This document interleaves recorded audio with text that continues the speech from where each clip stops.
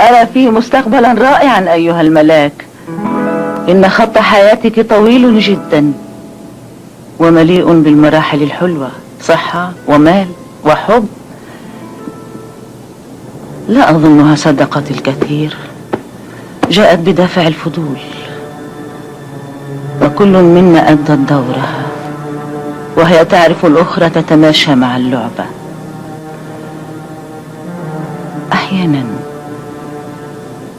أحيانا ماذا؟ أحيانا ينتابني شعور،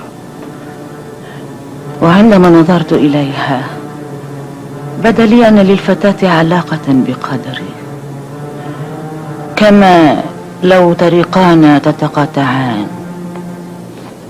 أندرينا! سيد ألفونسو! أندرينا تعاني مرضا خطيرا جدا.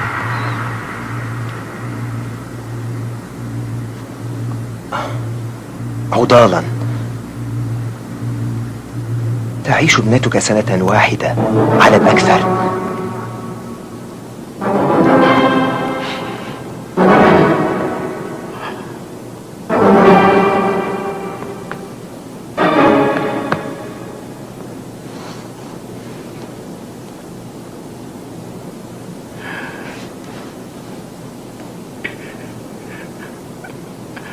يا إلهي،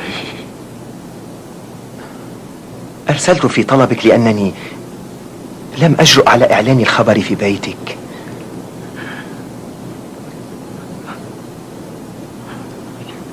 مستحيل مستحيل.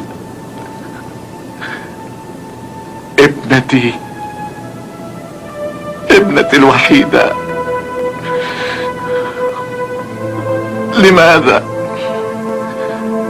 لماذا تواجه هذا المصير؟ ليس باليد أي حيلة.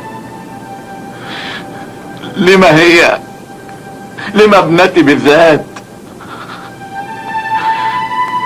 لا يعقل دكتور، بهذا الصبا وهذا المرح. لابد من وجود خطأ ما. قطعا لا، قطعا لا. النتائج موجودة هنا.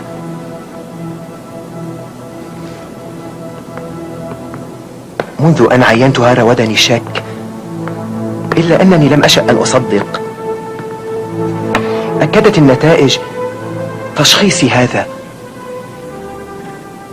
إن الأمر مؤلم، ولكن تأكدت مما تشكو أندرينا.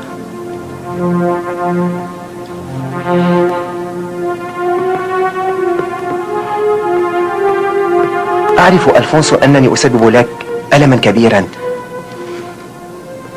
لكن من واجبي قول الحقيقة. واعذرني لذلك، لأنني فعلت هكذا بكل صراحة من دون مراعاة شعورك كوالد لها. لكن عاجلا أم آجلا ستعرف، فالمرض يتفاقم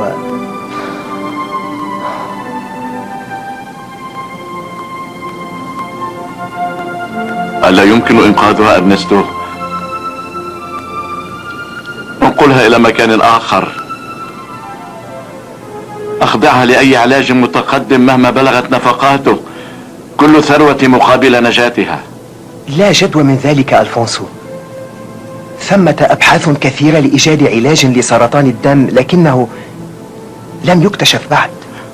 أرجوك. لا تطلب مني أن أضيف كلمة. لا يجوز لي أن أكذب عليك.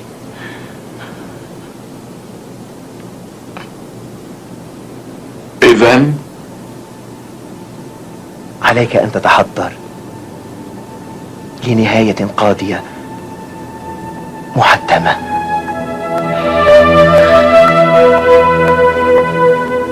ألا يمكن أن نناضل؟ لإنقاذها لا، إنما لإطالة عمرها قليلا. اليوم بلا شك سيأتي لرؤيتي. أها، له إذن كل هذا التبرج؟ ولمن تحسبين؟ لكنه سيتأخر لأنه أرسل في طلب أبيك إلى المستشفى. نعم بالفعل سوف يتأخر قليلا لأن علي أن ينتظر نتائج التحاليل. أرجو أن تشفي بأسرع وقت ممكن، لأن ماتياس حضر البارحة عروض السيرك ووصفه بالرائع. إذن أرجو أن يسمح لي. لا جدوى ألفونسو، ثمة أبحاث كثيرة لإيجاد علاج لسرطان الدم، إنما لم يكتشف بعد.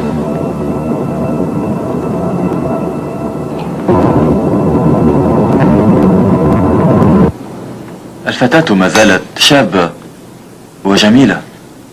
وجدت صعوبة في إخبار أبيها. أجل بلا شك. لم يشأ أن يصدق هذا. أراد التعلق بخيط أمل، ولكنني اضطررت أن أقطع له هذا الخيط. أتعرف أندي، شعرت بأنني ظالم جدا. لا أرنستو، لا يجوز أن تخدعه. لا تفعل هذا. ماذا لو اكتشف علاج سرطان الدم في وقت قريب؟ نعم، هذا محتمل. قد ينقذ الآخرين. بالنسبة لأندريينا فقد فات الأوان. كنت في انتظارك. باركك الله يا ابنتي. اسمع أبي، هل ظهرت نتائج التحاليل؟ أجل. مما أشكو. أنت بخير؟ لا شيء يذكر؟ إذن يمكنني مغادرة السرير؟ لا، الأفضل بقاؤك مستلقية. ولكن لماذا أبي ما دمت بخير؟ ما زلت ضعيفة. قد يعودك الإغماء ثانية. تشكين من فقر دم. الدكتور رانخيل سيصف لك علاجا، عقاقير وحقنا.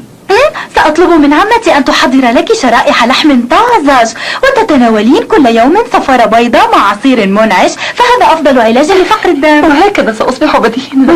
وسأوصيها بإرغامك على الأكل وتحشو فمك بالطعام كما كنت في صغرك. يا إلهي ماذا ينتظرني؟ نكشف لك المستقبل والحاضر والماضي مقابل فلس واحد، مقابل فلس واحد نكشف لك الطالع. هيا اقتربوا جميعكم، هيا إلى الشراء، هيا جميعكم تذوقوا، هيا جميعكم. من أيضا من سيشتري؟ ادخلوا ادخلوا، تقرأ لكم دوريندا الطالع، ادخلوا. تبا لك يا هذا من بخيل. مقابل فلس واحد يا أميرتي، مقابل فلس واحد أكشف لك الطالع. تفضلوا تفضلوا إلى خيمتي لتقرأ لكم دوريندا الغجرية، الماضي والحاضر والمستقبل. تقطع لنا رجل نحمله ونضحك. أبي متى يحضر الدكتور رانخيل؟ لاحقا في 3. أتعرف؟ إذن علي أن أتبرج بعد الغداء.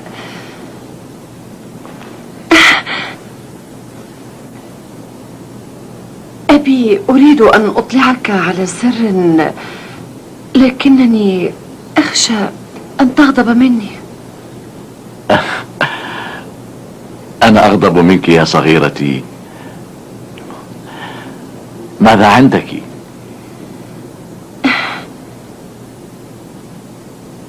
أبي أنا معجبة بالدكتور رانخيل.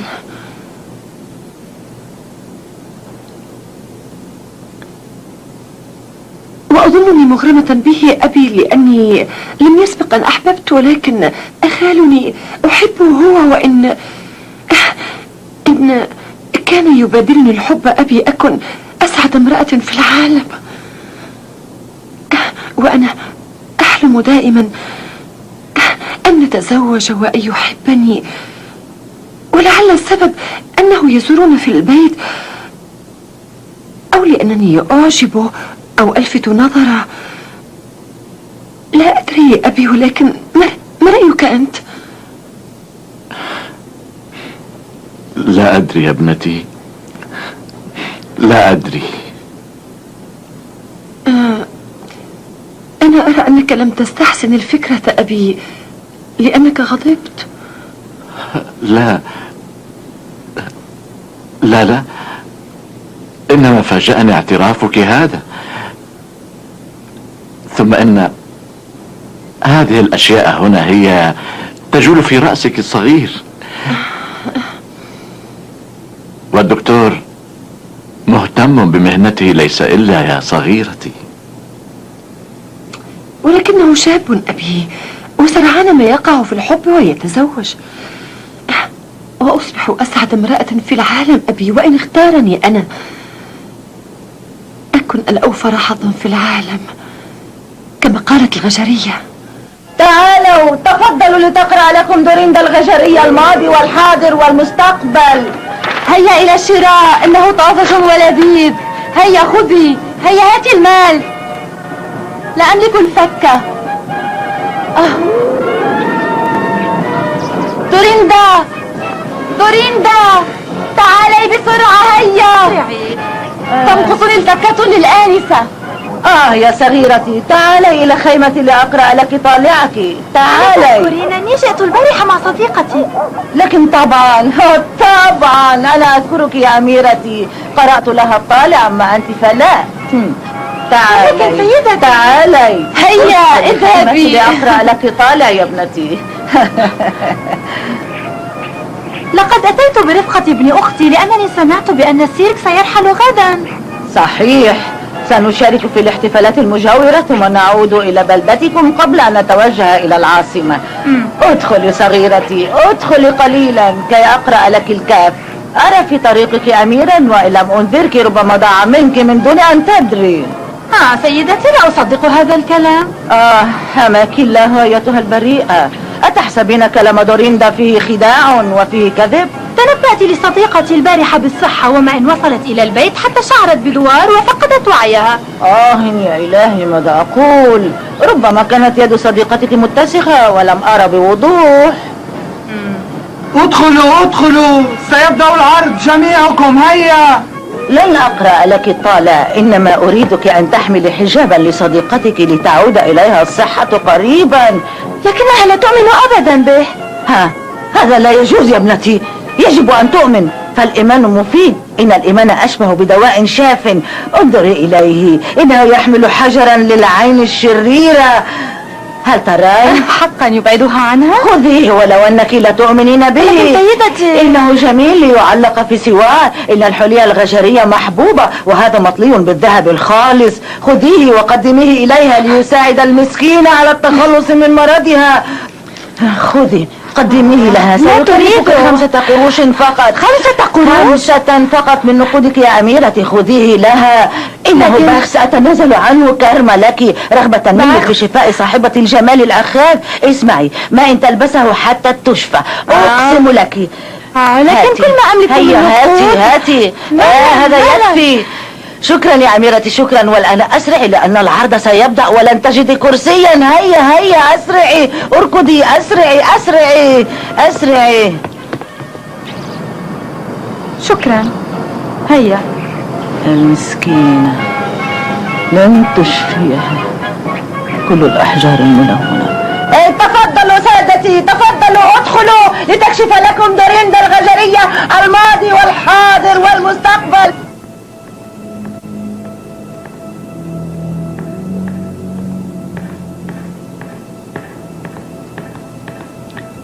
ألفونسو، هل أرسلت ماتياس إلى مكان ما؟ لا. أريده أن يصطحب إغناسيو إلى صف الفروسية. على الصغير أن يتدرب، ولا أريده أن يختلط بالأولاد الآخرين. لا، قد يلحقون به الأذى لأنه يتعود على طريقة لعبهم. وماتياس أين هو الآن؟ سيفوته الدرس، لما لا تأخذه أنت؟ ما بك؟ ماذا حصل؟ غريب أمرك، تخشين أن يفوت ابنك درس الفروسية عليه؟ تصوري ما هو شعوري وأنا أعرف أن ابنتي بخطر. قلت بخطر؟ نعم أندريينا، ستموت. تعيش سنة واحدة. أنت واثق؟ أنا أعمى القلب لأنني عاجز تماما عن إنقاذها. ابنتي الوحيدة. أرجوك، يجب أن لا تعرف. علينا كتم السر لنجنبها العذاب.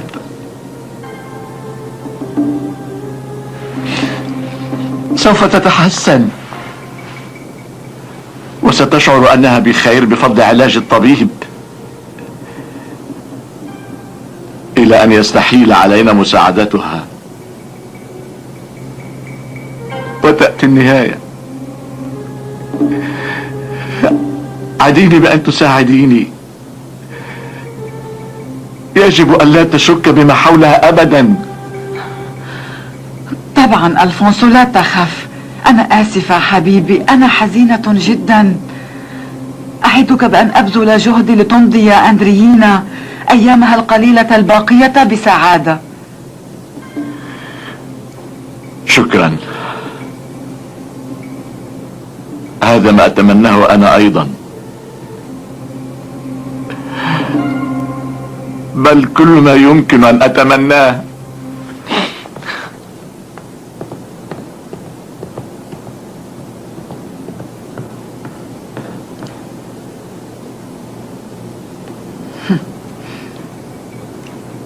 لا بأس أن أعاملها بلطف ما دامت تموت قريبا.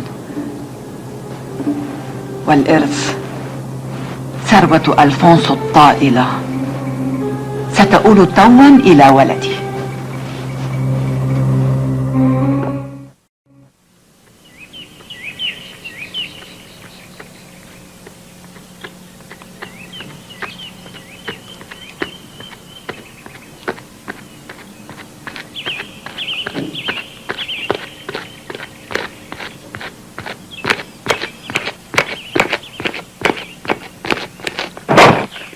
ألفونسو، ماذا تفعل هنا؟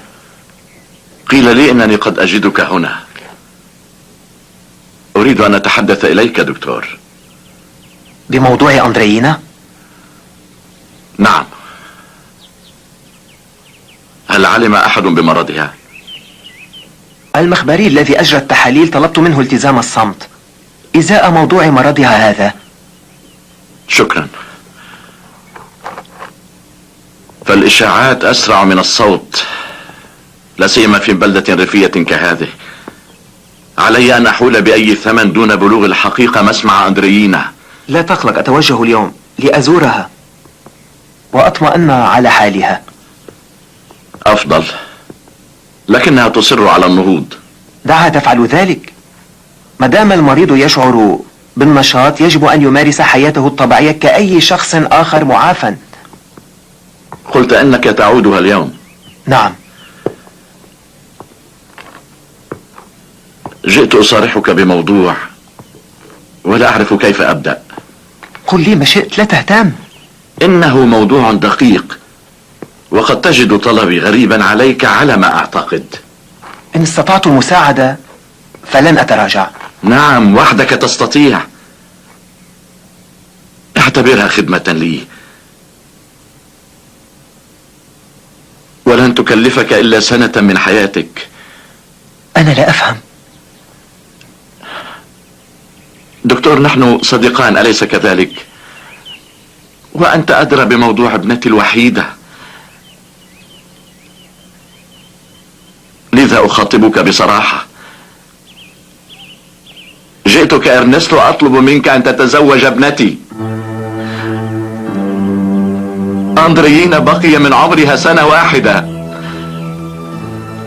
ويمكنك أن تجعل منها أسعد سنة.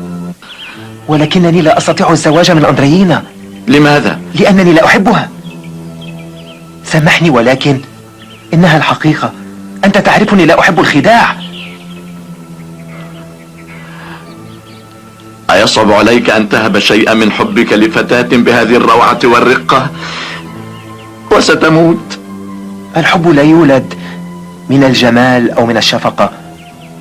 الحب لا يمكن تفسيره أبدا، يولد من العدم قبل أن ينذرنا. ابنتك أندريينا جذابة، ولكنني لا أشعر بشيء حيالها. أقصد من هذه الناحية. أندريينا متيمة بك حقا، صدقني إرنستو، صارحتني. وزياراتك العديدة إلى بيتنا جعلتها تتخيل أمورا. لم أفعل شيئا لأندريينا. هي تحلم وتتمنى وتتلهف بشوق عارم إلى حبك. إنها صغيرة بالنسبة لي. بل هي الآن عجوز ولن تعيش إلا سنة. قلت لها إنك لا تؤمنين بهذه الأمور، فقالت لي إن هذا لا يهم وأن الحلي الغجرية زي عصري. وعندما تنبهت وجدني أنا أحمل الحجاب والغجرية تحمل كل نقودي. لا بأس، إنه جميل وسوف أعلقه في السوار. صباح الخير.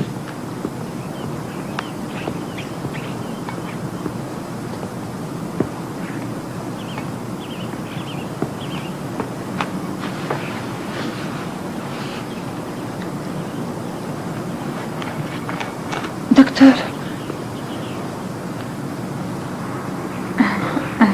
بالإذن.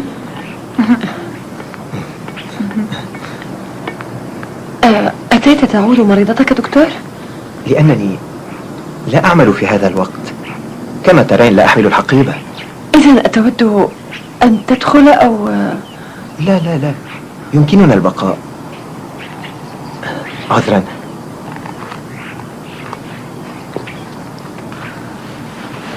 وكيف حالك؟ بخير دكتور، أنا بخير ولا أشكو من شيء، بل أشعر برغبة في العدو والقفز. يسرني سماع هذا. ما هذا؟ هذا حجاب اشترته لي صديقتي أوفيليا من امرأة في السيرك ادعت أنه حجر يشفي. إنها مجرد حماقة. ما شفاني من مرضي هو علاجك. كنت أحسبه شيئا أهم من حجر. مثلا اهتمامي ورغبتي في رؤيتك سعيدة. أعشق هاتين العينين الجميلتين اللتين لا تفارقان خيالي. دكتور، لا تناديني دكتور، ناديني باسمي. أرنستو. أندريينا، ألم تنتبهي بعد؟ ألم تلحظي أندريينا أنني متيم بك؟ لذا آتي عندكم لأراك. أريد أن أعرف إن كنت تحبينني.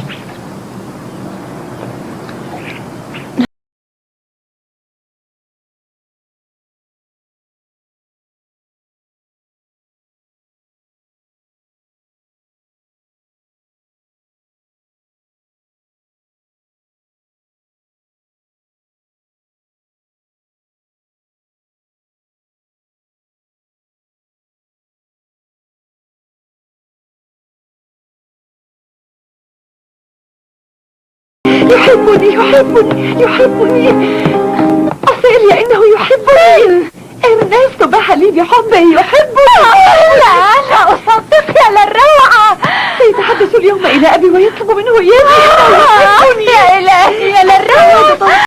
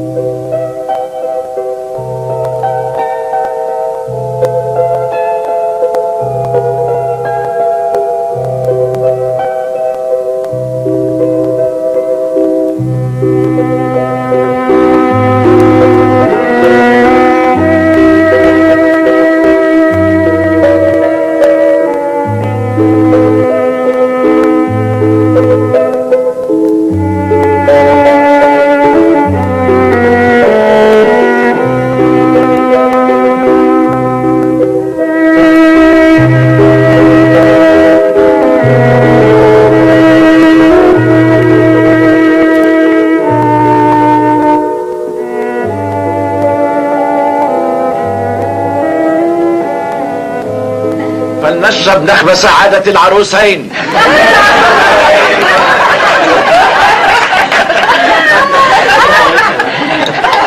ارمي الباقة عزيزتي.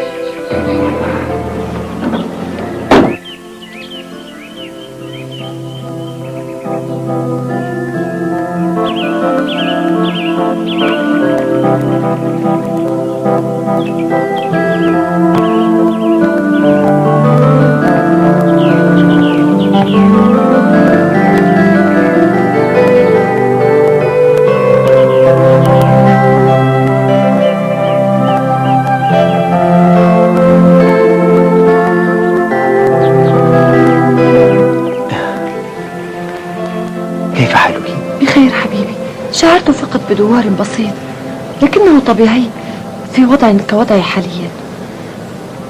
وضعك؟ انظر.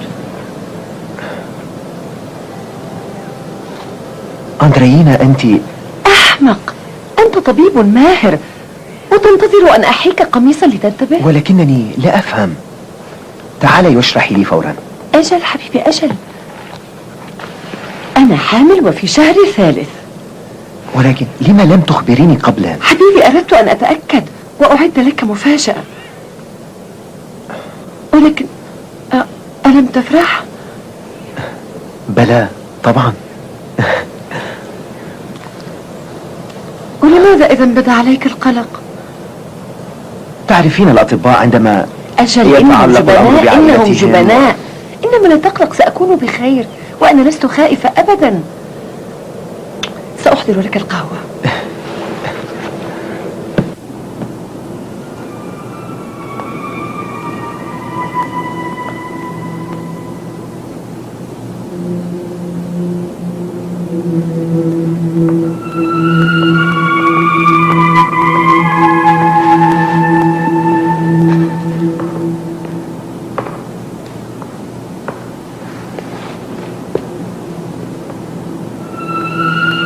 كيف حالها اليوم؟ خائرة القوى،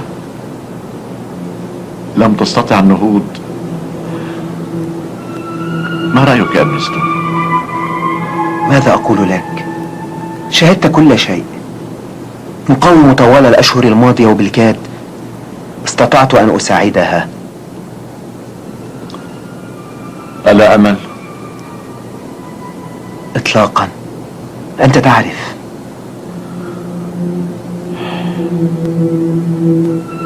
والجنين؟ تلد قريبا. أسأل الله أن يولد قبل أوانه، وإلا إن اضطررت في النهاية سأحاول على الأقل أن أنقذ حياة الطفل إن استطعت.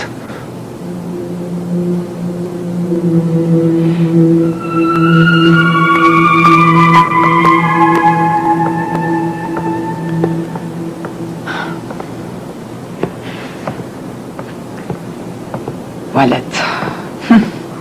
من كان ليصدق رغم موتها سينسف الطفل خطتي ويبقى هو الوريث.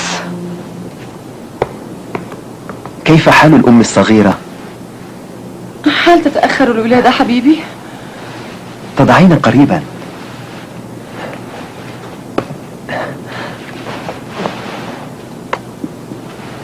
ماذا تفضلين؟ لا فرق. ماذا تريد أنت؟ فتاة تشبهك وتتحلى بجمالك. كم تحبني حبيبي؟ إن حبنا عميق وقوي، لكن سعادتي الآن أكبر لأني أوديك ابنا. وأنا أيضا سعيد جدا. حبيبي، ما يزعجني هو أنني خائرة القوى. لا أعرف السبب، ولكني رأيت حوامل كثيرات ولا يشعرن بهذا أبدا. لأنك ضعيفة كطفلة صغيرة، لكن بعد أن تلدي ستشعرين بتحسن. حقا؟ أجل طبعا. وعندئذ حبيبتي نسافر وحدنا وسنمرح كثيرا. توافقين؟ نعم، أود أن نسافر أنت وأنا فقط وحدنا. طبعا حبيبتي، مؤكد سنسافر. إلى أين نسافر؟ إلى أي مكان. معك الحياة جنة. الألم متواصل. أرنستو.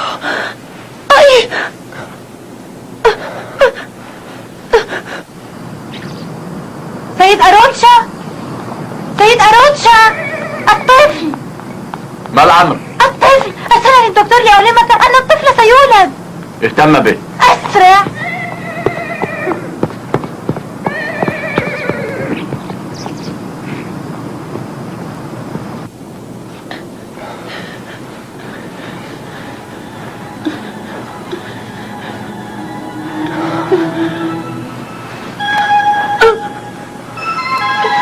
لم أستطع حتى نقلها إلى المستشفى. كل شيء يعاكسني. يا إلهي، يا إلهي ساعدني. دعها تعيش قليلا قليلا بعد.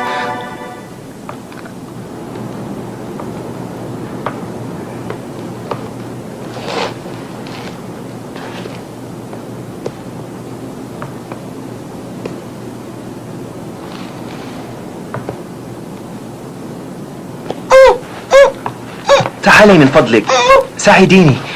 القسم الأعلى من البطن، دلكيه نحو الأسفل. ساعديني حبيبتي. نعم.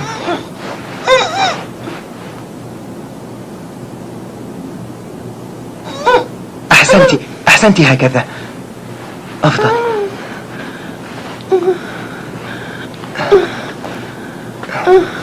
انتهى الأمر.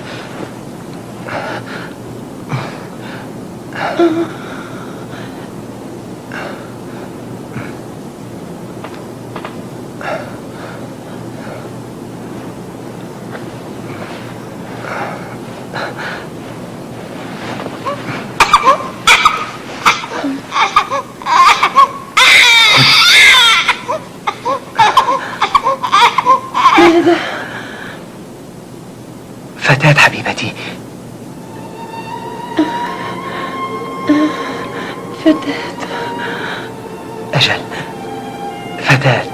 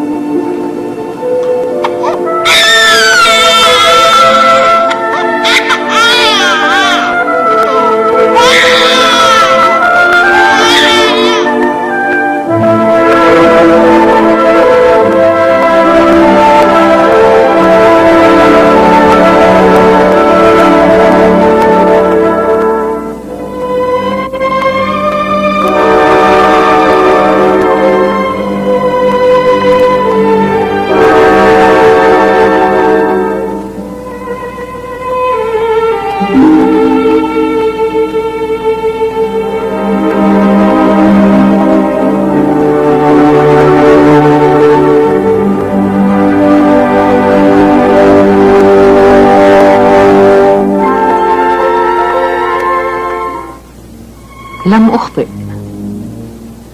أرى لعبة أبدية بين الحياة والموت ممتزجين مترابطين. السلسلة المأساوية للحياة والموت تبعث الحياة من جديد بثبات وخلود، ومع ذلك أرى الخيانة تفوق الحب، ظلال تتشابك.